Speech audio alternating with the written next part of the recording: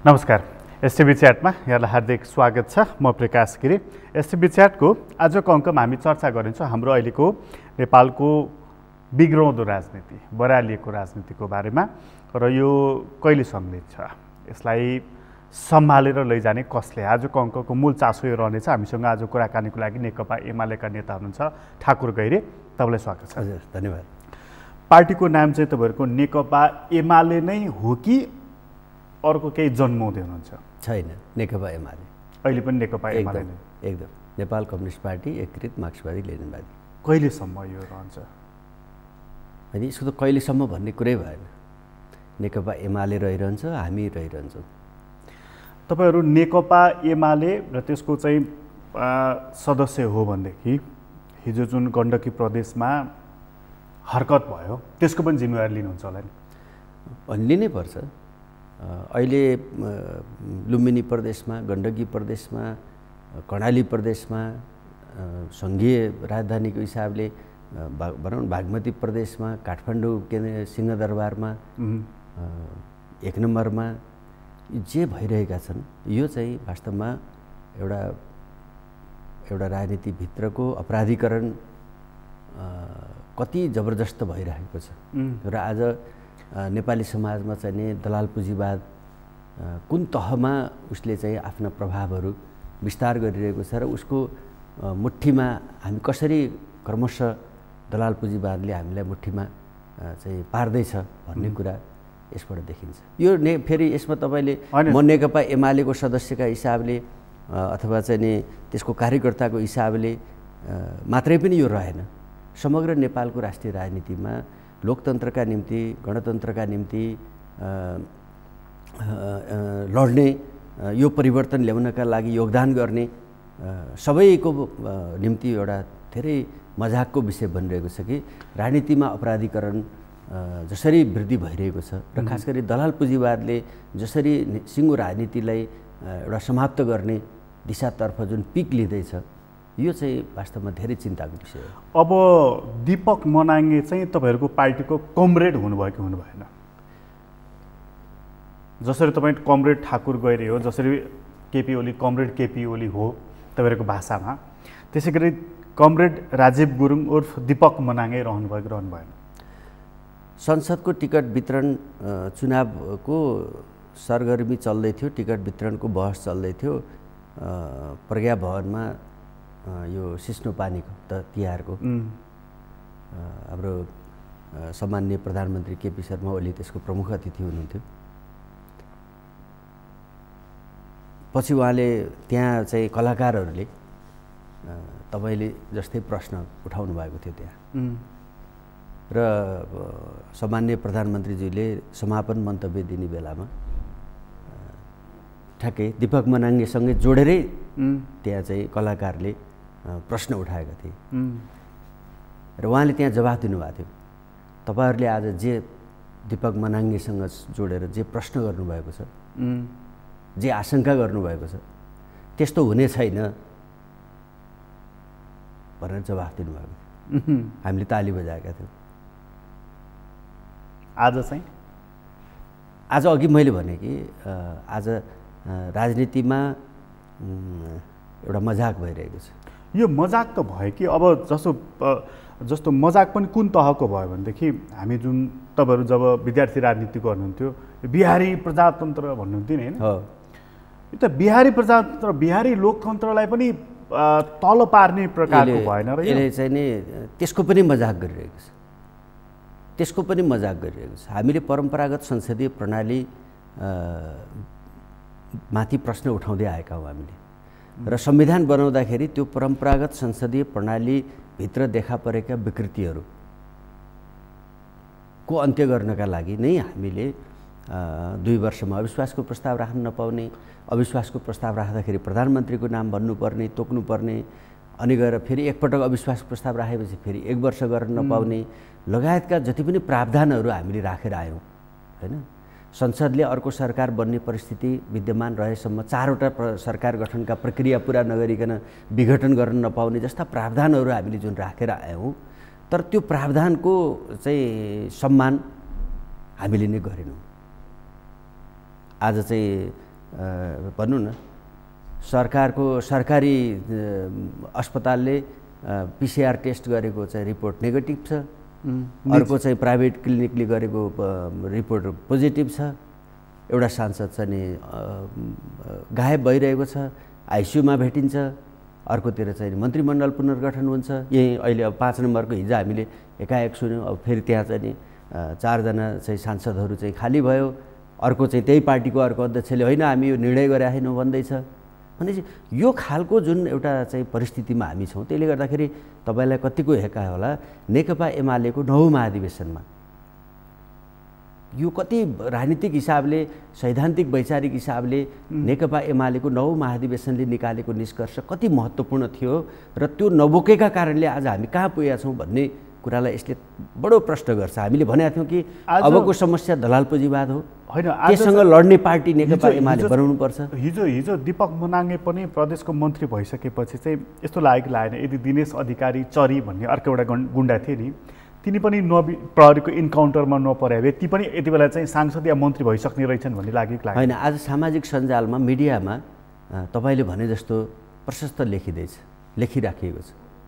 अब केही दिनभित्र चाहिँ नि अब अर्को जेलमा रहनुभएको साथीको रिहाईको एउटा प्रक्रियाको कुरा छ, उहाँ छुटेर मन्त्री हुनुभयो भने भन्ने अपेक्षा बन्दै त हुनुहुन्न भन्ने आशंका गरिँदैछ। भनेपछि यी यस्ता चाहिँ प्रश्नहरू आज उठ्ने जुन त्यही भएर मैले भनेको के त नेकपा एमाले चाहिँ यो डन गुन्डा अपहरणकारीको पार्टी भयो। अब होइन, हामीले 9औं महाधिवेशनमा हामीले सैद्धान्तिक वैचारिक रूपले पार्टीभित्र राजनीतिको अपराधीकरण अपराधको राजनीतिकरणबाट मुक्त पार्टी, दलाल पुँजीवाद मुलुकको समस्या हो त्यसका विरुद्धको लड्ने पार्टी, दलाल पुँजीवाद विरोधी चरित्र भएको कार्यकर्ता निर्माण र त्यसका विरुद्ध लड्ने पार्टी जसले श्रमजीवी सर्वहारा वर्गको पक्षपोषण गर्छ, जसले राजनीतिमा अपराध चाहिँ घुस्न दिँदैन अथवा अपराधलाई राजनीतिकरण गर्नबाट जोगाउँछ।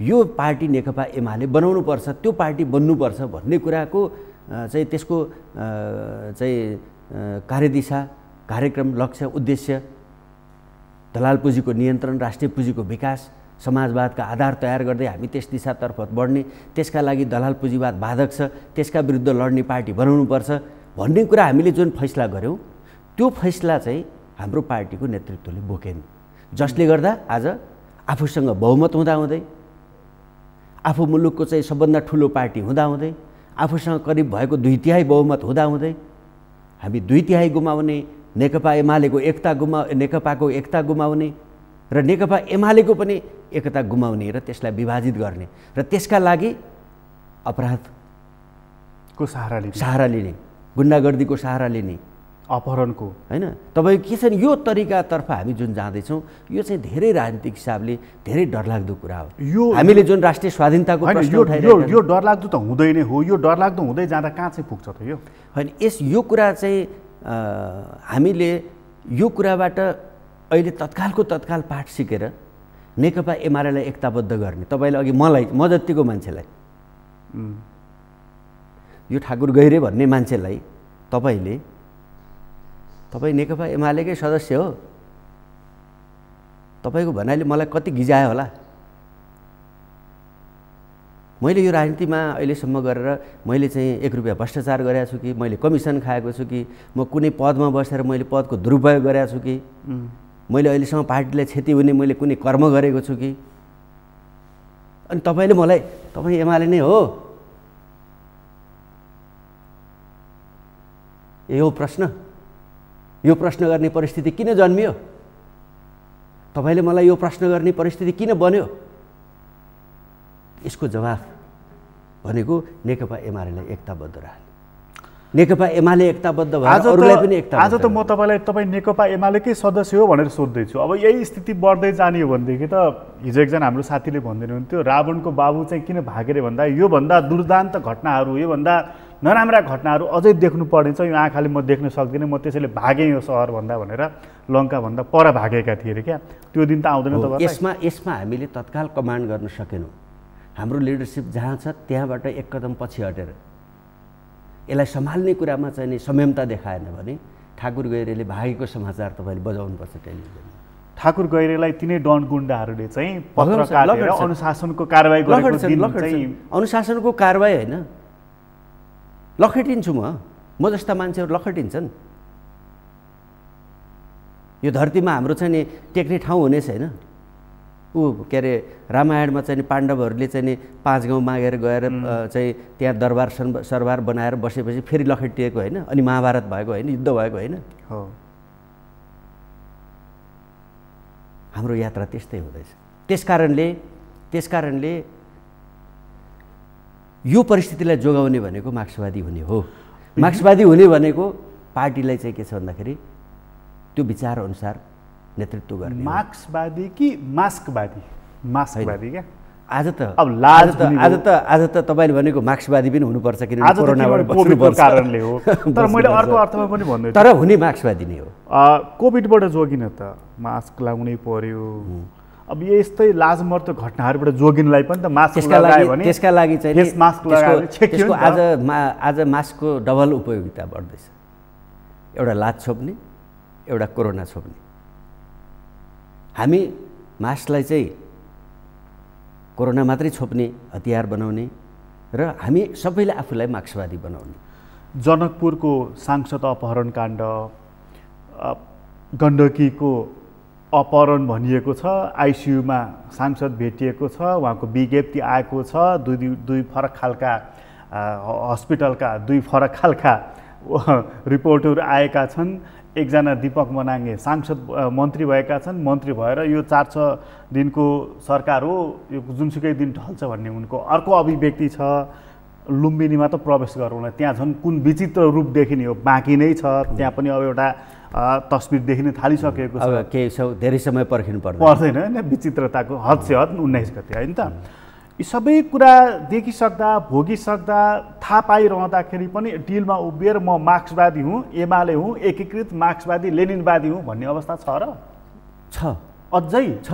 किन छ भने अब त मुटु लुकाएर ओहो म कम्युनिस्ट होइन, म मार्क्सवादी होइन, मलाई प्लिज माफ गरिदिनुहोस् भन्ने दिन आयो। होइन, त्यो हुँदै होइन। किनभने यो सबै व्यथितिलाई जोगाउने अचुक अस्त्र नै मार्क्सवाद हो। यो सबै जे भइरहेको छ यो सबै कुरालाई जोगाउने, यदि जोगाउन सकियो भने त्यसैले जोगाउँछ। यो वितण्डा चाहिँ कसले मचायो त? होइन, यो त चाहिँ मैले अघि भने होइन, मार्क्सवादी हुँ भन्नेहरूले नै त हो। होइन, हामी त्यो देखिएको छ होइन। एमालेको अहिले पनि त मूल सिद्धान्त मार्क्सवाद लेनिनवाद होइन, विचारमा मार्क्सवादी, सङ्गठनमा लेनिनवादी, यही हो नि त तपाईँहरूको। त त्यसलाई एकीकृत गरेर एमाले नै भयो। अनि यो वितण्डा मचाएको पनि त त्यही म एमाले हुँ भन्नेले हो। हामीले नै हो। हामीले हाम्रै कारणले भएको छ। किनभने मैले अघि भने कि हामी चाहिँ आफू के हौँ भन्ने कुरा हामीले बिर्सँदै गयौँ। हामी को हौँ भन्ने कुरा हामीले बिर्सँदै गयौँ। हामी को प्रति हाम्रो चाहिँ जवाफदेहिता छ भन्ने कुरा हामीले भुल्दै गयौँ। मैले अघि पढ्दै थिएँ, एकजना डाक्टर गोविन्द बहादुर थापा, तपाईँ चिन्नु पनि हुन्छ होला। चिन्छु। उहाँ डाक्टर साहबले के लेख्नु भएको छ भने यही एमाले एकताका नाम लिँदा गर्व लाग्थ्यो। उहाँले लेखेको कुरा भन्दैछु, मेरो आफ्नो यसमा केही टिप्पणी छैन। त्यही एमाले अहिले पूर्णतः स्खलित भएर उपहासको विषय भएको छ। यस्तो एमालेबाट केही आशा गर्नु बेकार छ। सांसद भकाउनेदेखि दीपक मनाङ्गेलाई मन्त्री बनाउने सम्मको एमालेसँग आफूलाई आइडेन्टिफाइड गराउन सकिँदैन। उहाँले भनेकोमा करेक्सन के गर्छु मैले भन्दाखेरि यसबाट आशा गर्नु बेकार छ भनेर निराश भएर पलायनको बाटो होइन, यसलाई सुधार्ने दायित्व, यसलाई करेक्सन गर्ने दायित्व हाम्रो हो, हामीले गर्नुपर्छ भनेर यसलाई करेक्सन गर्ने, सुधार्ने र यसलाई ठिक ठाउँमा उभ्याउने कुराको पहल कदमी लिनु आवश्यक छ र हामीले त्यो गर्ने हो। हामीलाई मार्क्सवादले सिकाउने कुरा त्यही हो। अथवा अब यो चाहिँ नि भर्सेलामै पर्यो, यसलाई विसर्जन गराइदिउँ भन्ने हो त? होइन, विसर्जन गराएर त त्यसको विकल्प छ त?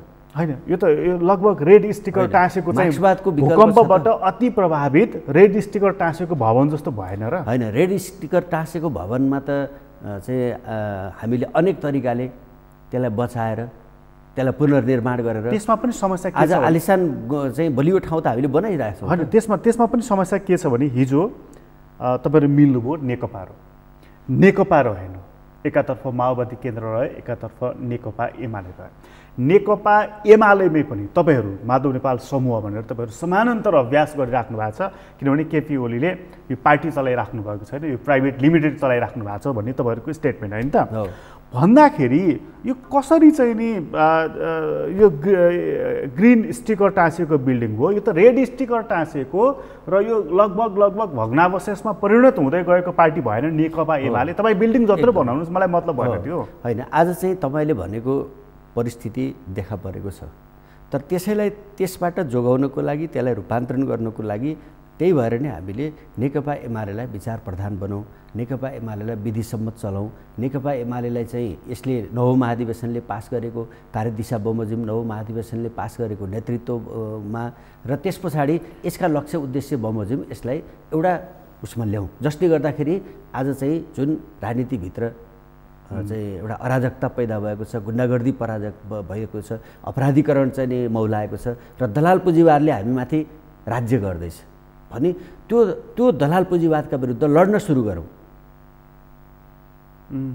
त्यसका लागि चाहिँ पार्टीलाई एकताबद्ध गरौँ। तर त्यो सुनवाई भएन मेरो भनाइ। त्यसका लागि सुनवाई भइराखेको छैन, तर हामीले भइराखेको छैन भनेर अब सुनवाई हुन सम्भव छैन भनेर थाक्ने बेला छैन। त्यसमा अझ सक्रियतापूर्वक चाहिँ नि त्यसको लागि प्रयत्न गर्नु हो। तर तपाईँहरू अलग अभ्यास गर्न थालिसक्नुभयो नि त होइन? अलग अभ्यास त्यसैका लागि हो। समानान्तर कमिटी गठन गर्नुभयो, एउटा कम्युनिस्ट पार्टीमा विचार समूह बन्छ, विचार समूहपछि गुट बन्छ, गुटपछि समानान्तर कमिटीहरू बन्छ, अनि त्यसपछि विभाजन हुन्छ। तपाईँ त्यही ठाउँमा पुग्नुभयो हो। धकेलिँदै चाहिँ परिस्थिति तपाईँले भने जस्तो भइरहेको छ, तर त्यसलाई हामीले फेरि चाहिँ एउटा नेताहरूको बिचमा, कार्यकर्ता तहमा, जनताको तहमा सबैतिरबाट एउटा सकारात्मक पहलकदमीका साथ फेरि यसलाई चाहिँ एक ठाउँमा जम्मा गर्ने, संवादमा ल्याउने, छलफलमा ल्याउने, बहसमा ल्याउने, आफ्नो तर्फबाट भएका कमी कमजोरीहरूलाई रियलाइजेसन गर्ने र सुधारिएर अगाडि जाने, सुध्रिएर अगाडि जाने परिस्थितिको निर्माण। केपी ओलीसँग मिलेर कि वा अलग्गै तपाईँहरू अलग भएर? होइन, आज त नेकपा एमालेको अध्यक्ष केपी शर्मा ओली हो, उहाँ हुनुहुन्छ। उहाँकै नेतृत्वमा यसलाई एकताबद्ध गर्ने कुरा नै आज हामीले गरिरहेका छौँ, किनभने उहाँ निर्वाचित अध्यक्ष हो। त्यसै गरी जसरी उहाँ निर्वाचित अध्यक्ष हो त्यसै गरी उहाँसँग सँगै त्यही प्रक्रियाबाट, एउटै बाक्साबाट, एउटै मतबाट निर्वाचित उपाध्यक्षहरू, महासचिव, उपमहासचिव, सचिवहरू अदालतले ती सबैलाई पुनर्जीवित गराएको हो। यो कुरालाई उहाँहरूले स्वीकार गर्नु पर्यो र त्यसपछि एक ठाउँमा बसेर हामी छलफल गरेर यी देशका यावत समस्याहरूलाई समाधान गर्नको लागि हाम्रा स्थानीय सरकारहरू, प्रदेश सरकारहरू, तपाईँको जस्तो संसद पुनर्जीवित भइसकेपछि, एमाले पुनर्जीवित भइसकेपछि बागमतीमा धेरै पानी बग्यो नि। पानी बगिरहेको छ, बग्ने क्रम जारी छ। अरू धेरै चाहिँ छोरमा पुग्ने गरी, अरू धेरै त्यसले चाहिँ दायाँ बायाँका चाहिँ खेतयोग्य हराभरा चाहिँ जमिनहरू, मान्छेका बस्तीहरू कटान गरेर ढलाउने जुन प्रक्रियामा त्यो छ, त्यो हुन नदिनका लागि तटबन्ध बनाउने कुरा, तटबन्ध निर्माणको कुरा हामीले गरिरहेका छौँ। तटबन्ध तपाईँहरूले निर्माण गर्ने, केपी ओलीले भत्काउने हो कि केपी ओलीले निर्माण गर्ने तपाईँहरूले भत्काउने? होइन, हामी तटबन्ध निर्माण गरेर त्यो कटान रोकिराखेका छौँ, त्यो चाहिँ विभाजन रोकिराखेका छौँ र यसलाई बलियो चाहिँ कङ्क्रिटमा परिणत गर्नको लागि हामीले चाहिँ पार्टी एकताको प्रयत्न गरिरहेका छौँ। तपाईँहरूले चाहिँ विभाजनलाई रोक्नु कोसिस गरिराख्नु भएको छ भने विभाजनको लागि उद्देश्य चाहिँ को छ? अनि यो त सबैले जगजाहेर देखिएकै कुरा भयो नि। जब मूल लिडरसिपले चाहिँ जबसम्म त्यसको पहलकदमी एक कदम पछाडि हट्न तयार भएर लिँदैन तबसम्म त विभाजनको प्रक्रिया चलिरहन्छ। त्यत्रो ठुलो होटेलमा चाहिँ दुई दिनसम्मको संवाद? होइन, त्यही मलाई चाहिँ बडो अचम्म लाग्छ कि 2 दिन नेताहरूको बिचमा संवाद भयो। पहिलो दिनको संवादले देशभरि कार्यकर्ता पङ्क्तिमा धेरै ठुलो उत्साह देखा पर्यो, तपाईँले फेसबुकमा, सामाजिक सञ्जालमा प्रकट भयो। दोस्रो दिनको संवादप्रति धेरै ठुलो अपेक्षा गरेर मान्छेहरू बसे, तर दोस्रो दिनको कुरा मिलेन भन्ने समाचारले पनि धेरै चाहिँ मान्छे निराश भइसकेको थिएन, किन फेरि अर्को वार्ता हुनेछ भन्ने अपेक्षा थियो। तर अर्को दिन गएर प्रधानमन्त्रीले बल्खुमा पार्टी कार्यालयको शिलान्यास गर्ने क्रममा उहाँले जे अभिव्यक्ति गर्नुभयो। तर त्यहाँ निम्ता माधव नेपाललाई पनि थियो, उहाँ जानु थाहा भएन, त्यता सम्पर्क कार्यालय गठन त्यो के भयो के भएको कुरा थाहा थिएन, थाहा भएन। तर उहाँले त्यहाँ चाहिँ के छ भने गएर जुन अभिव्यक्ति गर्नुभयो, जुन उहाँले स्पिच गर्नुभयो, त्यसपछि दोस्रो या तेस्रो दिन चाहिँ माधव कमरेडले फेरि तराईमा गएर जे अभिव्यक्त गर्नुभयो सार्वजनिक रूपले, के त्यो जरुरी थियो? भनेपछि त्यस कारणले दुवै नेताहरू त्यो हिसाबको अभिव्यक्ति नगरेर फेरि अर्को तेस्रो वार्ताका लागि पहलकदमी गर्नु आवश्यक थियो। त्यसको लागि फेरि मूल लिडरसिपको हिसाबले पार्टी अध्यक्षले त्यसको त्यो भूमिका खेल्नुपर्ने थियो। त्यसको लागि अरू दोस्रो तेस्रो लेयरको नेतृत्व पङ्क्तिबाट पनि त्यो वातावरण बनाउनको लागि प्रयत्न आजको आवश्यकता हो। होइन, तर आज चाहिँ भयो के भन्दाखेरि अघिल्लोचोटि नेकपा जब विभाजनको सङ्घारमा थियो, तपाईँ नै होइन कि ब्यानर बोकेर धुमाराईमा गएर पार्टी एकता जिउँदो राखौँ, नटुक्रियोस् यो भनेर चाहिँ ब्यानर बोक्ने तपाईँ नै होइन? त्यो त आज पनि हामी गरिरहेका छौँ। यसपटक तपाईँलाई कसले रोकेको? त्यो पनि आज हामी गरिरहेका छौँ। अहिले पनि हामी चाहिँ नेताहरूलाई चाहिँ उहाँहरूको घर जाने, भेट्ने, कुरा गर्ने, तपाईँहरूको यो तरिका भएन, तपाईँहरूले अलिकता चाहिँ यसमा पहलकदमी गर्नुहोस्, यो विभाजनले के फाइदा हुन्छ, अहिले तत्कालको सत्ता टिक्ने, केही दिन मन्त्री हुने, मैले उनले हाम्रो त्यही हिजो तपाईँले भन्नुभएको दीपक मनाङको अघि पढ्दै थिएँ, यो सरकार त कति 10-15 दिन बढी नै टिक्ला, यसको केही काम त छैन, तर म केही गरेर देखाउँछु। जति दिन तपाईँ टिक्नुहुन्छ त्यति दिन केही गरेर त देखाउने कुरा गर्नुहोस्। त्यसकारण भनेपछि तपाईँहरू दबाब दिइराख्नु भएको छ दुई नेताहरूलाई, यो दबाबले कुनै काम छैन। मानिसहरू के भन्दैछन् भने माधव नेपाल चाहिँ कमिटेड हुनुहुन्छ विभाजनको लागि, उहाँले एउटा कुरा फिक्स गरिसक्नु भएको छ कि केपी ओलीसँग अब बस्न सकिन्न भनेर। होइन, यसमा व्यक्तिगत रूपले कुरै गर्नु परेन। तपाईँलाई म के भन्छु भने 4 र 5 गते ललितपुरमा भएको राष्ट्रिय भेलाले गरेको निर्णय के हो भन्दा, त्यो निर्णय के हो भनेदेखि सिङ्गो त्यो 5000 मान्छे उपस्थित भएर गरेको निर्णय के हो भन्दाखेरि चाहिँ नेकपा एमालेको एकता कायम राख्ने, कम्युनिस्ट आन्दोलनको रक्षा गर्ने। व्यक्तिगत रूपले मैले चाहेर अनि त्यो निर्णय चाहिँ बदलिन्छ? तर अप्ठ्यारो निर्णय गर्नुभयो चाहिँ नेकपा एमालेको चाहिँ एकता कायम राख्ने। माधव नेपालले नै चाहेर पनि नेकपा एमालेको एकता कायम रहँदैन। उहाँले मात्रै चाहेर रहँदैन, त्यसको लागि पार्टी अध्यक्षले सबभन्दा बढी चाहनुपर्छ। आज माधव नेपाल पार्टीको एकता साँच्चीकै चाहनुहुन्छ? हो, साँच्चीकै चाहनुहुन्छ। त्यसो हो भने कर्णालीमा किन फ्लोर क्रस गरेको, किन ती 4 जना सांसदहरूलाई बलिको बोका बनाएको? होइन, त्यो त त्यहाँका सांसदहरूको त्यहाँको लोकल अप्ठ्यारो के थियो, त्यहाँको लोकल चाहिँ मुख्यमन्त्री हुने, त्यहाँको पार्टीको नेतृत्व गर्ने मानिसहरूले के भूमिका गर्नुभयो, त्यो भूमिका कति चाहिँ समायोजन, त्यो सहजीकरण, जो कति एउटा चाहिँ आफ्नै पार्टीको सदस्य, आफ्नै पार्टीको संसदीय दलको सदस्यको रूपमा के व्यवहार भयो भएन, त्यो त्यहाँको कुरा होला हैन। भोलि अर्को ठाउँमा चाहिँ फेरि त्यस्तै हुन्छ कि हुँदैन त्यो भन्न सकिन्न। ज्वालाले बोलेको मैले सुन्दै थिएँ कि मैले पार्टी हाइकमान्डसँग संवाद गरेको थिएँ, उहाँको निर्देशन अनुसार म चलेको हुँ भन्नुभएको छ। तर त्यही भएर मैले भनेको त्यही कुरा किन सिधा तालुक त माधव नेपालसँग छ। त्यसमा एउटा कम्युनिस्ट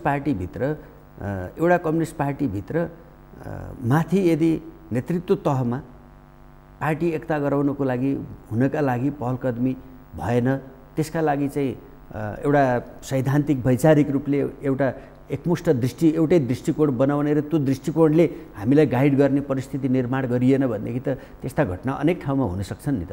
लुम्बिनीमा पनि हुनसक्छ, जहाँ पनि हुनसक्छ। गण्डकीको त टर्यो, त्यसका लागि गण्डकीको त टर्यो, लुम्बिनीमा पनि हुनसक्छ। गण्डकीमा त आज टर्यो भनेर एक दिनलाई टरेर के गर्नुहुन्छ र? एक दिनलाई टरेर राजनीति भनेको एक दिनको हो, 2 दिनको हो। एउटा कोही मान्छे फलानु, कोही मान्छे बाचुन्जेलका लागि हो राजनीति, त्यसमा पनि मार्क्सवादी राजनीति। यो त आजको लागि भन्दा त 10औं गुणा भोलिको लागि गर्ने राजनीति हो कम्युनिस्ट राजनीति भनेको। यो त समाज बदल्ने राजनीति हो। त्यसकारणले आजको लिडरसिपले मलाई के हुन्छ, मेरो हित हुन्छ कि हुन्न भन्ने कुरा आजको लिडरसिपका लागि गौण विषय बन्नुपर्नेमा आज प्राथमिक विषय बन्यो, प्रमुख विषय बन्यो। यो नै आजको चाहिँ नि सबभन्दा ठुलो चिन्तन, गलत चिन्तन हो, प्रवृत्ति हो। त्यसले गर्दाखेरि कर्णालीमा गरेको के भयो, त्यही कुरा लुम्बिनीमा नहोस्, त्यही कुरा चाहिँ गण्डकीमा नहोस्, त्यही कुरा भोलि गएर चाहिँ बागमती नहोस्, त्यही कुरा सँगै केन्द्रमा नहोस् भन्नका लागि सबभन्दा पहिला नेकपा एमाले सम्हालिनु पर्यो। यसलाई सम्हाल्छ कसले? फेरि पनि प्रश्न त्यही रह्यो। होइन, यो त चाहिँ आजको दिनमा हेर्दाखेरि त यो सम्हाल्ने दायित्व कमरेड केपी शर्मा ओलीको हातमा छ। र उहाँले अघि तपाईँले भनिहाल्नुभयो बल्खुमा पार्टी कार्यालय शिलान्यास गर्दै उहाँले दिनुभएको स्पिच बडा महत्त्वपूर्ण छ, धेरै महत्त्वपूर्ण थियो। किनभने अघिल्लो दिन 2 दिन वार्ता गरेको, वार्तामा बसेको नेताले त्यो वार्ताभन्दा अगाडिको उहाँ त्यही बोलेको भए मैले त्यसलाई अर्को हिसाबले लिन्थेँ होला। तर 2 दिन वार्ताको टेबलमा बसेको र वार्ताको टेबलमा रहेको नेताले निस्किएर उहाँले बल्खुमा जे बोल्नुभयो। यसको मतलब तपाईँहरूले के बुझ्नु भएको छ कि केपी ओलीले माधव नेपाल, झलनाथ खनाल तपाईँहरू बाहेकको पार्टीको परिकल्पना गरिसक्नु भएको छ भन्ने अर्थमा बुझ्नुभएको छ? होइन होइन, उहाँले के बुझ्नु भएको छ उहाँको कुरा भयो। नै उहाँको अभिव्यक्तिपछि तपाईँहरूको बुझाइ के रह्यो? होइन, अभिव्यक्ति मेरो अभिव्यक्तिप्रतिको बुझाइ भन्दा पनि उहाँको अभिव्यक्ति, उहाँको भूमिका, उहाँको चाहिँ नि उहाँ जुन जिम्मेवारपूर्ण ठाउँमा हुनुहुन्छ, देशको प्रधानमन्त्री हुनुहुन्छ, पार्टीको अध्यक्ष हुनुहुन्छ। आज अदालतको फैसलापछि सबै पार्टी पङ्क्तिले चाहिँ नि हिजो नेकपा हुँदाखेरि चाहिँ 2टा धारमा विभक्त भएको नेकपा एमालेको कार्यकर्ता पङ्क्तिले अदालतको फैसलालाई सम्मान गरेर हामी एमाले भयौँ भनेको छ भने अब त्यो सबैले हामी एमाले भयौँ, हामी एमाले हुन तयार भएका छौँ, हामी एमाले हुन्छौँ भनेको पङ्क्तिलाई सैद्धान्तिक वैचारिक लिडरसिप दिने काम त, सङ्गठनात्मक हिसाबले त्यसको लिडरसिप प्रदान गर्ने काम चाहिँ पार्टी अध्यक्षको हुनुपर्दछ। र त्यो भूमिका आजको नेकपा एमाले पङ्क्तिको अपेक्षा हो, जुन कुरा भइरहेको छैन। यो नेकपा फुट्यो र नेकपा एमाले प्राविधिक रूपमा मात्र एक छ, राजनीतिक रूपमा फुटेको अवस्था छ। यो सब चिज कसले गराइरहेको छ? होइन, आज त चाहिँ एउटा व्यक्तिका हिसाबले मैले यसलाई एकदम एउटा व्यक्तिका हिसाबले यसमा 100% केपी ओलीका कारणले भनेर म भन्दिनँ। त्यसमा अरूका पनि, माधव नेपालका, झलनाथ खनालका, वामदेव गौतमका, मेरा पनि त्यसमा केही कारणहरू होलान्। तर यसको मूल जिम्मेवारी चाहिँ फेरि अध्यक्षकै हो। त्यो पदमा उहाँ रहनु भएको कारणले कि भूमिकाको हिसाबले? होइन, पदमा प्रमुख मान्छे भएपछि त पदीय हिसाबले देशको प्रधानमन्त्री, कतिपय यस्तो घटनाहरू हुन्छ नि, पदमा बसेको छ, रोइ कराई गरेको छ, लौ नमिलौँ भनेको छ, र पनि नमिलेको अवस्था पनि हामीले कयौँचोटि देखेका छौँ नि त। होइन, त्यस्तो त्यो कुरालाई त फेरि भन्नु पऱ्यो नि त, म यो गर्न तयार छु। यो नेकपा प्रस्तावहरू आउनु पऱ्यो। नेकपा एमाले अब मिलेर युनाइटेड भएर जाने सम्भावना कति देख्नुहुन्छ? युनाइटेड भएर जानुपर्छ भन्ने म मान्यता राख्छु। यो सैद्धान्तिक कुरा हो। त्यसका लागि पहलकदमी गर्नुपर्छ। म पहलकदमी गरिरहेको छु, अरूलाई पनि गर्न अपिल गर्छु। दोस्रो कुरा, यस्ता पहलकदमीहरूले कुनै तात्विक प्रभाव पारेको छ? होइन, यसमा थाक्नु हुँदैन। त्यो पनि सीमा हुन्छ नि त। होइन, सीमा त हुन्छ। सीमाले गर्ने काम, सीमा क्रस हुने कुराले गर्ने काम त भइराखेकै छन् नि। भनेको तपाईँहरू अझै पनि एक हौँ, मिलौँ भन्नेमा लागिराख्नु भएको छ। अडचन कसले यो धकेलिँदै, यसलाई चाहिँ यो एकताको हाम्रो चाहनालाई जबरजस्ती धकेलिँदै भिरबाट पल्टाइदिने तहमा, किन तपाईँले हामी सुनिरहेछौँ नि कति बेला, आजै छोडेर जाऊ, गइहाल भन्ने अभिव्यक्तिहरूले त घोच्छ नि त। छोडिहाल, गइहाल, किन बसेको, त्यसले त कम गर्दैन नि त। त्यसले त अय्या आत्थु गर्न पनि नपाउने गरी घोचिरहेको छ नि, घोच्न त। राति निन्द्रा नलाग्ने गरी घोच्छ नि। घोच्छ नि त। तर घोचे पनि किन देशको लागि अझै त्यहाँ स्पेस छ भन्ने लाग्छ तपाईँलाई? अथवा मानव भोलि मिलिहाल्यो भने पनि सँगै मिलेर कुम जोडेर यस्तै हो कमरेड के गर्ने भन्ने अवस्था बन्छ भन्ने लाग्छ तपाईँलाई? नेपालको वाम आन्दोलनमा यस्ता घटनाहरू हामीले चाहिँ भोग्दै आइरहेका छौँ। त्यसो भए सजिलो छ वाम आन्दोलनमा आत्मालोचना गऱ्यो भनेदेखि कर्णालीदेखि लिएर प्रचण्डसँग मिलेको खुसखुस गरेको सबै कुरामा माधव नेपालले आत्मालोचना गरिदिनु भयो नि त। पार्टीभित्र हामीले चाहिँ एउटा अवलम्बन गरेको एउटा सैद्धान्तिक वैचारिक हिसाबले अथवा राजनीतिक हिसाबले हामीले सधैँ भन्दै आएको एउटा चाहिँ के हो भन्दाखेरि पार्टीभित्र पनि सङ्घर्ष हुन्छ, रूपान्तरण हुन्छ, एकता हुन्छ हैन।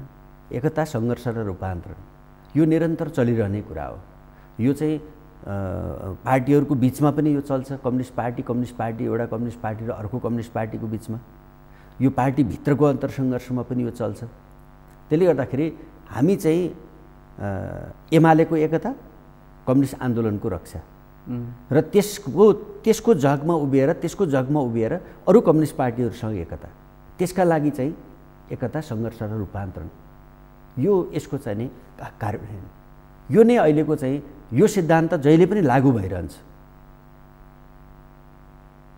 यसको अन्त्य हुँदैन। त्यसको लागि तपाईँले प्रयत्न गरिराख्नु भएको छ? हो, त्यसका लागि हामी प्रयत्न गरिरहेका र सम्भव भइराखेको छैन।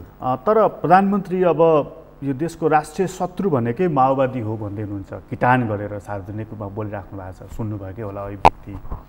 तपाईँहरू प्रचण्डसँग निकटता राखिराख्नु भएको छ, संवाद गरिरहेको हामीले देखिरहेका छौँ। माधव नेपालले कहिले कुन व्यापारीको घरमा गएर प्रचण्डलाई भेटिराख्नु भएको छ, कहिले कुन व्यापारीको घरमा गएर भेटिराख्नु भएको छ।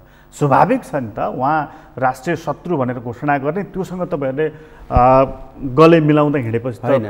राष्ट्रिय शत्रु हाम्रो पार्टी अध्यक्ष सम्माननीय प्रधानमन्त्रीजीले प्रचण्डलाई माओवादीलाई राष्ट्रिय शत्रु भनेको यो पहिलोचोटि हो र?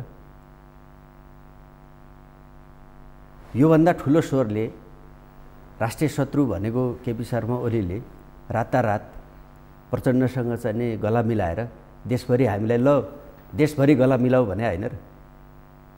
अनि हामीले गला मिलाएको होइन र? अनि एउटै घोषणापत्र बोकेर एउटै उम्मेदवार बोकेर हिँडेको होइन र हामीले? अनि त्यसरी गरिरहेकोलाई फेरि यो एउटै घोषणापत्र, एउटै चाहिँ उम्मेदवार मात्रै भएन, अब एउटै पार्टी नेकपा ल यहीँ के अरे बालुवाटारबाट एउटै मिटिङबाट जिल्ला कमिटी विघटन, जनवर्गीय सङ्गठन विघटन, सबै पार्टी सदस्य नेकपा एमाले विघटन, समाजवाद उन्मुख जनताको जनवाद कार्यदिशा हो हाम्रो। यो बहुदलीय जनवाद आदि इत्यादि यो सब के सम्झिनु पर्ने छैन। अब चाहिँ समाजवाद उन्मुख जनताको जनवाद कण्ठ गर, अगाडि बढ भनेर उहाँले नै गला मिला होइन? यो के हो? त्यसले गर्दाखेरि प्रचण्डसँग माओवादीसँग केमा विमति हो त? विचारले 3 वर्षसम्म समाजवाद उन्मुख जनताको जनवाद भनेर शान्तिपूर्ण प्रतिस्पर्धाको माध्यमबाट समाजवाद सम्भव छ भनेर त्यो यो नै हाम्रो चाहिँ नि सिद्धान्त हो भनेको। तर त्यसपछि चाहिँ यो जुन यो 2 वर्ष यता राष्ट्रिय प्रहसन अब तपाईँले त्यही मैले भनेको आज चाहिँ प्रचण्डसँग केपी ओलीको असहमति केमा हो? यावत कुरामा होइन भन्नु न। त्यही समाजवाद उन्मुख जनवाद प्रचण्डले मान्नु भएन, अथवा प्रचण्डको नजरमा समाजवाद उन्मुख जनवाद केपी ओलीले मान्नु भएन।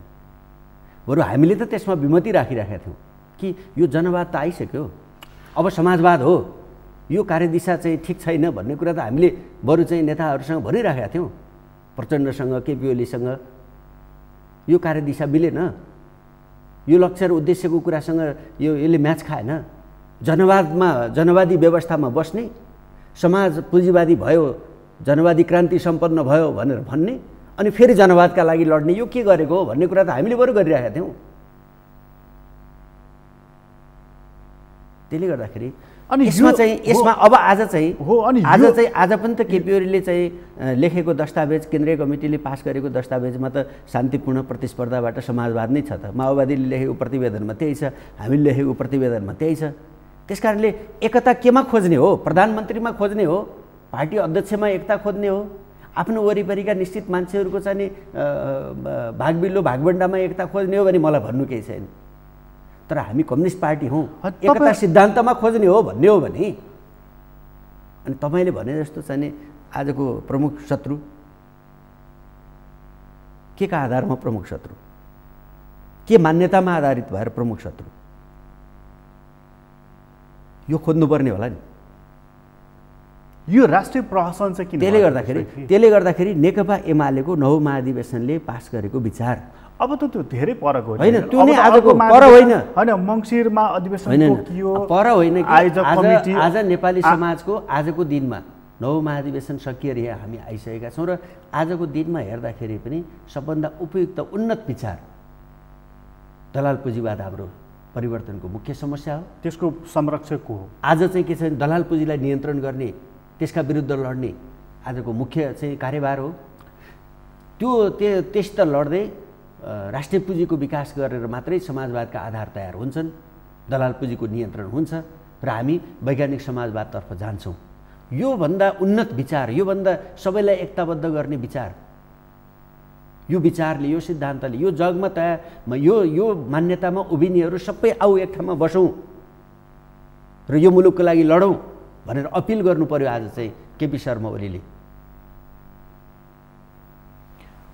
जति बेला पनि अल्झाइरहने, जति बेला पनि अर्गेलो थापिरहनेहरूलाई उहाँले किन साथ लिनुहुन्छ, किन अँगालो मार्नुहुन्छ? होइन, त्यो त अब मैले कसरी भनौँ, होइन त्यो मैले कसरी भनौँ, तर मैले चाहिँ खोजेको नेकपा एमालेको तर आफूसँग पार्टीको अध्यक्षमा हारेको, दलको नेताको रूपमा हारेको आदि इत्यादि भएकोलाई सम्पूर्ण कहिले यति भागभन्डा, कहिले उति, कहिले यो, कहिले त्यो किन गरिराख्नुहुन्छ? होइन, खोइ आज मैले चाहिँ आज माधव नेपालले, झलनाथ खनालले तपाईँ प्रधानमन्त्री छोडिदिनुहोस्, तपाईँ पार्टी अध्यक्ष छोडिदिनुहोस्, म बस्छु भनेको त सुनेको छैन। त्यसो हो भने यो विमति के को लागि त? उहाँ अध्यक्ष हुँदै हुनुहुन्छ, अधिवेशनको मिति तोक्नु नै भएको छ, आयोजक कमिटीमा राख्नु नै भएको छ। त्यसका लागि उहाँहरूले भनेको के हो भन्दाखेरि चाहिँ, हामीले भनेको के हो भन्दाखेरि कि अदालतले गरेको फैसला भनेको हामीले 2075 जेठ 3 गते बसेर विघटन गरेको नेकपा एमालेलाई अदालतले बेउताइदियो र उसले भन्यो कि 2075 भनेको तपाईँहरूलाई फेस सेभिङको लागि फेस सेभिङ होइन, एउटा सहमति चाहियो। फेस सेभिङ होइन, हामी 9 महाधिवेशनले निर्वाचित गरेको केन्द्रीय कमिटीको बैठक होइन, एमाले पास गरेको नीति विचार सिद्धान्त बस्ने, तर एमाले भएर बस्नको लागि एउटा सहमति, फेस सेभिङ गर्ने एउटा सहमति चाहिँ सहमति नै भन्नु परेन, अदालतले गरेको फैसलाको कार्यान्वयन। तर त्यसो गर्दाखेरि 2-3टा कुरा हुन्छ क्या, जस्तो चाहिँ अस्ति 28 फागुनमा केन्द्रीय कमिटीले एउटा फैसला गरेको छ, महाधिवेशनको मिति तोकिएको छ, अरू नयाँ सदस्यहरू थप भएका छन्, त्यो सब चिज के गर्ने? होइन, त्यसलाई त त्यो चाहिँ केन्द्रीय कमिटीको बैठक बसेपछि अदालतको फैसलाको कार्यान्वयन गर्ने गरी नेकपा एमालेको 9 महाधिवेशनले पास गरेको केन्द्रीय कमिटीको बैठक बसेपछि त्यो बैठकले बादल कमरेडहरूलाई चाहिँ नेकपा एमालेमा चाहिँ कमिटीमा नराखौँ भन्छ। त्यसले अस्ति 10 गते निम्ता गर्नुभएको थियो त प्रधानमन्त्रीले, आउनुहोस् यीबाटै अघि बढौँ भनेर। 28 गते निम्ता गर्नु पर्थ्यो, 28 गते हामीलाई निम्ता गर्नु पर्थ्यो, त्यसलाई बिर्सिदिउँ न। 10 गते ठाउँ थियो त, होइन 28 गते हामीलाई बोलाउनु पर्थ्यो। आयोजक कमिटी त म आयोजक कमिटी भएँ भन्ने कुराको निर्णय त म समेत बसेको बैठकले गर्नु पर्यो नि, केन्द्रीय कमिटीले गर्नु पर्यो नि, विधान सम्मत गर्नु पर्यो नि। त्यसले गर्दा यो फेस सेभिङ सम्झौताको प्रश्नै छैन। केपी कमरेडले अध्यक्षको हैसियतले महासचिवसँग सल्लाह गरेर आज पनि अदालतको फैसला बमोजिमको केन्द्रीय कमिटीको बैठक बोलाउनु भयो र म गइनँ भने मैले अर्घले गरेको भन्ने ठहरिन्छ। र म तपाईँलाई आजको यो टेलिभिजनबाट भन्न चाहन्छु, तपाईँसँग भन्न चाहन्छु कि माधव नेपालसँग वार्ता, छलफल, सहमति, सम्झौताको यहाँ कुनै प्रश्न छ भन्ने पनि मलाई लाग्दैन। ल उहाँले महासचिवसँग सल्लाह गरेर अदालतको फैसला बमोजिम नेकपा एमालेको 9 महाधिवेशनले निर्वाचित केन्द्रीय कमिटीको बैठक ल भोलि पर्सि 2 दिनपछि उहाँले आयोजना गर्नुभयो, म चाहन्छु। त्यसको लागि हाम्रो यहाँ छुट्टै मिटिङको आवश्यकता पर्दैन। अनि 75 जेठ 2 मा फर्कौँ किन भनेको त हो, त्यही अदालतको फैसलाको कार्यान्वयन भनेको त्यही हो। अदालतको फैसलाको कार्यान्वयन भनेको त्यही हो कि उसले बिउताएको, अदालतले बिउताएको कसलाई हो भन्दा 9 महाधिवेशनले निर्वाचित गरेको केन्द्रीय कमिटीलाई हो। योभन्दा अर्को अदालतको फैसला हो भने हामीलाई पढाएर बताउनु पर्यो के हो फैसला। त्यसभएदेखि केपी ओलीले चाहिँ अब नेता त म भइहालेँ, अर्को थप नेता चाहिएको छैन, अर्को टावर चाहिएको छैन, मलाई कार्यकर्ता चाहिएको छ भन्ने ठानेर अघि बढ्नुभयो भन्ने तपाईँहरूको मूल्याङ्कन हो? होइन, त्यो त अब व्यवहारले अहिलेसम्मका चाहिँ कामले त्यो कुरा बताइराखेको छ होइन। तर त्यसरी चल्छ त? आज त्यसरी गरेर आज सम्हालिराखेको छ त होइन। तर उहाँले आफ्नो ढङ्गको सङ्गठन त बनाउनु होइन। उहाँको त पार्टीभित्र पनि यस्ता फ्यान जबरजस्त फ्यानहरू बनाउने एउटा कुरा हो कि बनाउन त के र हामीले पनि त समानान्तरकै पनि त अब चाहिँ लगभग चाहिँ 60-65 कति जिल्ला त बनिसक्यो त। तर तपाईँहरू त्यो फुल मुडमा हुनुहुन्न नि किन? अझै पनि यताउता हामी यताउता होइन, हाम्रो स्पष्ट छ एकता। यो अभियान एकताको अभियान हो, यो कुनै समानान्तर पार्टी बनाउने अभियान होइन भनिरहेको छौँ नि हामीले। एकताको लागि समानान्तर कमिटी बन्छ र? समानान्तर कमिटी होइन, समानान्तर अभियान। यो समानान्तर अभियान पनि होइन, नेकपा एमालेको अभियान। तपाईँ नाम जे दिनुहोस् तर त्यो त समानान्तर कमिटी नै हो नि त। भनिएको हो, त्यो समानान्तर कमिटी भनिएको हो। 65 जिल्लामा बताउनु भएको छ तपाईँहरूले। होइन, तपाईँ त्यसो हो भनेदेखि त समानान्तर कमिटी चाहिँ जस्तो कमिटी भने त विभाजनकै लागि हो नि त। होइन, तपाईँले केलाई समानान्तर भन्ने कुरामा छुट्याउनु पऱ्यो कि। जस्तो नेकपा एमालेको अध्यक्ष माओवादी र एमालेको बिचमा हिजो भागबन्डा भएर नेकपा एमालेको अध्यक्ष कुनै जिल्लामा कुनै नाम गरेको साथी अध्यक्ष हुनुहुन्छ, उहाँले चाहिँ यो एकताको पार्टी एकता एमाले एकता हुनुपर्छ, कम्युनिस्ट आन्दोलन रक्षा हुनुपर्छ भन्ने मान्यतालाई उहाँले समर्थन गर्नुभयो। तर उहाँ त हिजो केपी ओलीले पनि मानेको, माधव नेपालले पनि मानेको, सबैले मानेको जिल्ला अध्यक्ष हो नि। तर त्यो जिल्ला अध्यक्ष भइरहेको ठाउँमा उसले बोलाएको बैठकमा नगएर त्यहाँ अर्को कमिटी किन बनाउनु पर्यो? त्यहाँ त्यो के हो? त्यो समानान्तर हो कि त्यो आधिकारिक हो? तपाईँहरूको भनाइ चाहिँ पुरानो जुन थियो 75/02 मा जुन अवस्था थियो ठ्याक्कै त्यही फर्किनु पर्यो नि। जिल्लामा पनि केन्द्रमा पनि, जिल्लामा, प्रदेशमा, गाउँपालिकामा, केन्द्रमा। किनभने अदालतले गरेको फैसलै त्यही हो त। अहिले तपाईँले जुन समानान्तर अभ्यास जुन गरिराख्नु भएको छ नि, हामीले समानान्तर गरेकै छैनौँ, हामीले आधिकारिक गरेका छौँ। 65 जिल्लामा हामी बिउतायौँ भन्नुभएको छ नि समानान्तर अभ्यास। पुरानो जे कमिटी हो त्यो चलाइरहेका छौँ हामीले। अध्यक्ष पनि नयाँ बनाउनुहुन्छ अब केन्द्रमा? केन्द्रमा त हाम्रो अध्यक्ष केपी ओली हुँदै हुनुहुन्छ त, उहाँ नै हो त अध्यक्ष। उहाँलाई हामीले अध्यक्ष मानिरहेका छौँ, अहिले पनि मानिरहेका छौँ। पार्टी एमाले अहिले पनि मान्नुहुन्छ? एमाले अध्यक्ष केपी ओली अहिले पनि होइन, हामीले चाहिँ अदालतले गरेको फैसला मानेका छौँ। त्यो अदालतको फैसलाको उल्लङ्घन कसैले पनि नगरौँ। उहाँलाई तपाईँहरूले अध्यक्ष मान्नु भएको छ, पार्टी एमाले तपाईँहरूको हुँदै नै हो, जनताको बहुदलीय जनवाद तपाईँहरूको मूल सिद्धान्त भइ नै हाल्यो। यति भइसकेपछि यसैलाई टेकेर उहाँले मङ्सिरमा अधिवेशन टोक्नु भएको छ, महाधिवेशन। त्यसमा भाग लिनु चाहिँ लिनु होइन? त्यो त उहाँले 28 गतेको निर्णय वैधानिक छैन, यो प्रश्न हो कि अहिले। यो त मुद्दा मामिलाको विषय हो। होइन, 28 गतेको म राजनीतिक कुरा गर्दैछु। होइन, राजनीतिक कुरै भएन नि। हामीले राजनीतिक कुरालाई वैधानिक रूपले चाहिँ त्यो राजनीतिक छ कि छैन भनेर हेर्नुपर्छ नि त। त्यो त त्यसैका लागि त हामीले राजनीतिलाई वैधानिक ढङ्गले चलाउनको लागि, सञ्चालन गर्नको लागि विधान बनेको हो नि त। त्यो विधानको कार्यान्वयन जब विधिसम्मत भएन भने त्यसले कहाँ पुर्याउँछ भन्दाखेरि अघि मैले भने जस्तो नदीले चाहिँ नि भत्काउँदै जान्छ। पर्सि नीति तथा कार्यक्रम आउला, बजेट आउला, 14 गते त बजेट ल्याउनै नै पर्छ। त्यति बेला तपाईँहरूको भूमिका के हुन्छ? होइन, त्योभन्दा पहिला हामीले प्रश्न के गर्नुपर्छ भन्दाखेरि चाहिँ सरकार त चाहिँ केन्द्रको मात्रै आउँदैन, सरकार त प्रदेशको के अरे बजेट त प्रदेशको पनि आउँछ, बजेट त चाहिँ नगरपालिका गाउँपालिकाको पनि आउँछ। बेला भयो नि त अब भने ती सबै ठाउँमा जानको लागि सरकारले, जस्तो हामीले सुनिरहेको छौँ नि, बागमती प्रदेशमा मन्त्रीमण्डलको पुनर्गठन भयो। बागमतीमा हिजो चाहिँ नेकपा हुँदाखेरि राखेको अविश्वासको प्रस्ताव समेत फिर्ता लिएर साथीहरू चाहिँ संसदमा चाहिँ क्रियाकलापमा सहभागी भइराख्नु भएको छ। तर मन्त्रीमण्डल बन्दाखेरि किन एकतर्फी गर्नु पर्यो? किन त्यहाँ चाहिँ साथीहरूसँग सल्लाह गरेर किन त्यहाँ चाहिँ समझदारीको प्रयत्न भइरहेको छैन? अर्को ठाउँमा किन भइरहेको छैन भने यी यस्ता गतिविधिले हामीलाई कहाँ लैजाँदैछ? विभाजनमा।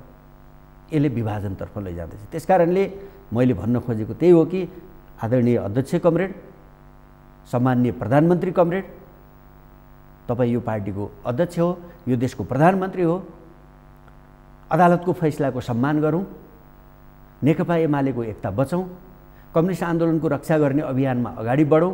त्यसको लागि अदालतको फैसलाको 28 गते भएको उल्लङ्घनलाई करेक्सन गरेर अदालतको फैसलाले पुनर्जीवित गरेको नेकपा एमालेको सञ्चालन गरौँ। त्यहाँबाट अरू सबैलाई समेटेर अगाडि बढौँ। महाधिवेशनले पास गरेका नीति विचार बमोजिम अगाडि बढौँ, आयोजक कमिटी बनाऊ अथवा महाधिवेशनको मिति तोकौँ। सिधै के गर्ने, आयोजक कमिटी बनाउने वा विगतमा जस्तै केन्द्रीय कमिटीले मूल व्यवस्थापन समिति बनाएर महाधिवेशन गर्ने, यो त हामी त्यहाँ छलफल गरेर गर्न सक्छौँ। त्यसमा प्रधानमन्त्रीको उत्तर तपाईँले पाइसक्नु भएको छ त? होइन, कामले त एउटा पाइराखेका छौँ, तर त्यो जस्टिफाई गर्न उहाँले सक्नु भएको छ त? भन्दा सक्नु भएको छैन। उहाँ त आफ्नो बाटोमा हिँडिराख्नु भएको छ। त्यो त आफ्नो बाटोमा हिँडेर समाधान भइरहेको छ त। उहाँ अधिवेशनमा जानु, सरकारहरू सम्हालिरहेका छन्, नयाँ नेतृत्व चयन हुन्छ। तपाईँले त्यो भनेर भन्नु न, के प्रदेशका सरकारहरू सम्हालिरहेका छन्? गण्डकीको जोगियो, अघि पनि भने होइन, जोगिनु मात्रै हो। अहिले जो छ त्यो मान्छे जोगिनु मात्रै मुख्य कुरा हो। तपाईँहरूले सक्दा चाहिँ प्रदेशका सरकारदेखि म जोगिनु, ठाकुर गैरे भन्ने मान्छे जोगिनु नै मुख्य कुरा हो। त्यो मुख्य कुरा होइन र त्यो आखिर त्यो त्यसमा त अझ थप टिप्पणी के पनि छ भने अब साह्रै प्यास लाग्यो भनेर एक चम्चा विष कसैले पनि खाँदैन, गण्डकीमै खाए जस्तो गरी, होइन? तर खाएको अवस्था छ। तर मैले भनेको तपाईँहरूले सक्दाखेरि चाहिँ केन्द्रदेखि प्रदेशसम्मको सरकारै ढालिदिनुहुन्छ नि, होइन?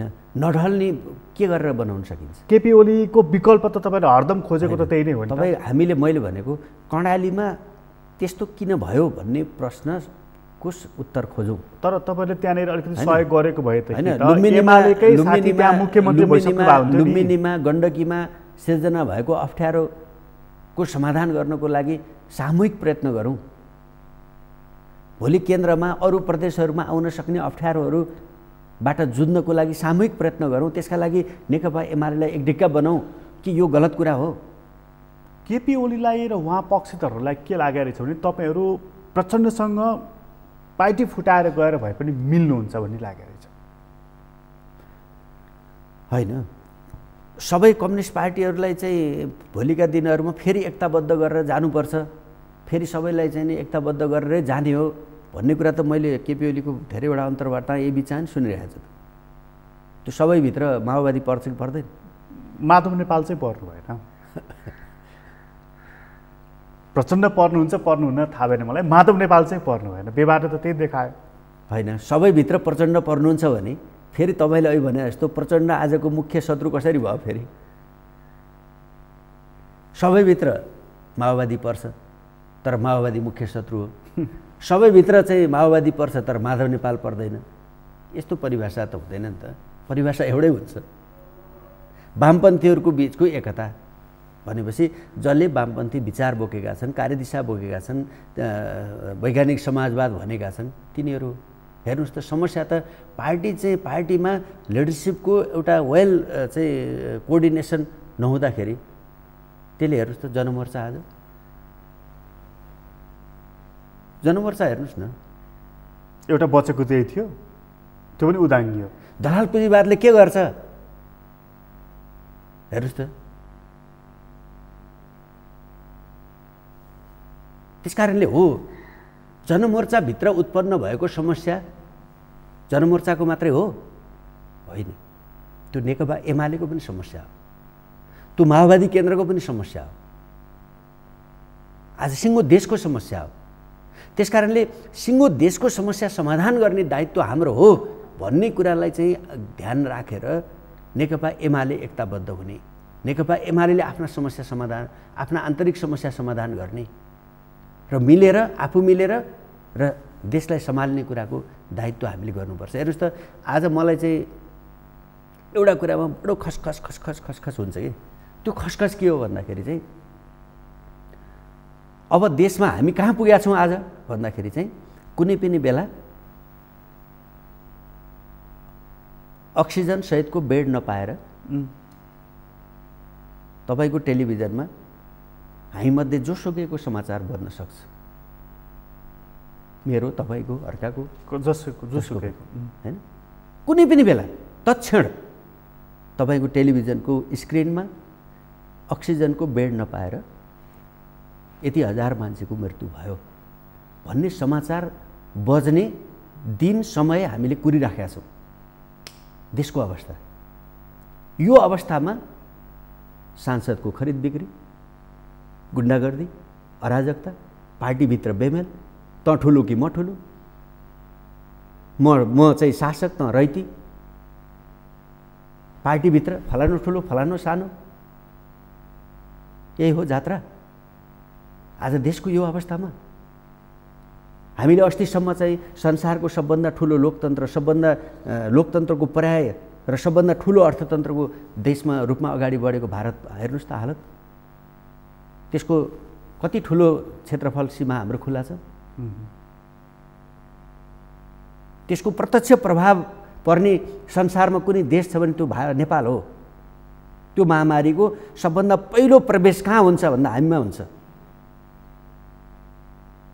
आज त्यसलाई जुझ्नको लागि सबै दल मिलेर, त्यसबाट जुझ्नको लागि नेकपा एमाले मिलेर अगाडि बढ्ने ठाउँमा आज एउटा कमरेडले अर्को कमरेडलाई प्रमुख दुश्मन करार गर्दै हिँड्ने समय हो यो। हो त्यही त, यो तीर भाला हान्दै हिँडेको जुन अहिले अवस्था छ नि, अब यो तपाईँले भनिहाल्नु भने यति गम्भीर अवस्था छ, यति संवेदनशील अवस्था छ र यहाँ चाहिँ नि कसले कसलाई सक्छ त्यसले त्यसलाई तीर हानेको छ, त्यसले त्यसलाई भाला हानेको छ नि। अब हुन्छ चाहिँ के? अनि यही श्रृङ्खला अगाडि बढ्ने हो भने अब दलाल पुँजीवादले हामीलाई चाहिँ हाम्रो देशलाई विभाजित गर्छ, हाम्रो राष्ट्रिय अखण्डतालाई टुक्र्याउँछ, मधेस छुट्टै राज्यको बाटोमा जान्छ, पहाड छुट्टै राज्यको बाटोमा जान्छ, हाम्रा पार्टीहरू विभाजित हुन्छन्, हामी तहस नहस हुन्छौँ। यदुवंशीको राज्य, यदुवंशी चाहिँ को चाहिँ जे थियो त्यो हाम्रो देशमा आउँछ, देश विभाजित हुन्छ, हामी विभाजित हुन्छौँ, हाम्रो आन्दोलन समाप्त हुन्छ। त्यही भएर देश विभाजित हुन नदिन, आन्दोलन चाहिँ समाप्त हुन नदिन, देशमा उत्पन्न भएको यो क्राइसिसबाट बचाउन नेकपा एमालेको एकता, कम्युनिस्ट आन्दोलनको रक्षा, हाम्रो राष्ट्रिय भेलाले तय गरेको नारा चाहिँ आजको सबभन्दा प्रमुख, सबभन्दा आवश्यक र उचित नारा हो। तपाईँलाई धेरै धन्यवाद। हस्, धन्यवाद। आदरणीय दर्शक, तपाईँलाई पनि धन्यवाद। आज हामीले कुराकानी गऱ्यौँ नेकपा एमालेका नेता ठाकुर गैरीसँग। उहाँसँगको कुराकानीहरूलाई यति नै एसटिभी च्याटबाट म प्रकाश क्रीडा बिदा दिनुहोस्। सगरमाथा टेलिभिजन हेर्दै गर्नुहोला। नमस्कार।